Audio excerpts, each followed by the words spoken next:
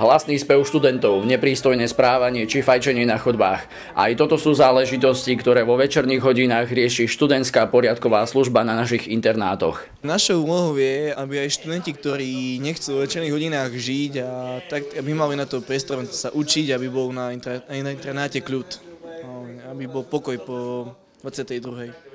Tak aby aj návštevy odišli na čas. Študentská poriadková služba je pomocným orgánom riaditeľa študentského domova a študentskej internátnej rady. A jej cieľom je hlavne pomáhať tomu, aby sa študenti cítili na internátoch, teda na študentských domovoch čo najlepšie a aby bola na študentských domovoch udržaná nejaká disciplína a nejaký poriadok.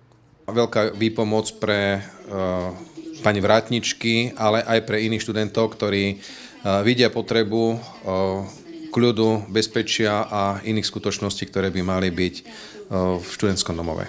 Čo hovoria na činnosť študentskej poriadkovej služby ubytovaní študenti? Ja som rozhodne rád, že táto študentská poriadková služba tu funguje, keďže po nociach sem chodia niektorí značne podnapití alebo aj cudzí ľudia, ktorí tu nemajú čo robiť a táto poriadková služba ich vlastne reguluje a kontroluje a tým pádom aj zamedzuje tomu, aby na intrakoch bol nejaký bordel, hluk alebo prespávali tu cudzí ľudia. Ja považujem ako prácu študentskej polície celkovo za dosť uspokojujúcu, len fakt by som preferoval, keby robili trošku tvrdšie zákroky proti niektorým z našich študentov, ale inak fakt sú na úrovni. Ja som celkom spokojný s ich výkonnosťou a myslím si, že majú na to dosť správnych ľudí. Aj vďaka študentskej poriadkovej službe sa darí zlepšovať podmienky ubytovania na našich internátoch. Tie však závisia od každého ubytovaného študenta. Pre televíziu Mediálka Marek Kutuľák.